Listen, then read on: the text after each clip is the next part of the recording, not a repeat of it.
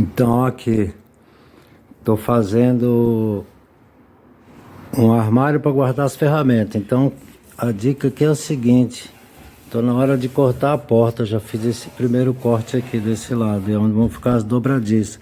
Então o que que eu fiz? Antes de fazer o corte mesmo, eu já coloquei a dobradiça na posição certa e já fiz os furos, porque aqui fica mais fácil, você tem resistência para fazer aqui o furo. Depois, se você for fazer o furo depois que cortou a porta fora, vai ficar sempre mais difícil. Então agora eu já vou parafusar ou rebitar aqui as dobradiças e depois vou terminar de fazer aqui. Até errei, ó, primeira vez que eu tô fazendo isso, ó, já deu uma cagada aqui, mas tudo bem, o corte é por aqui. E aí é isso.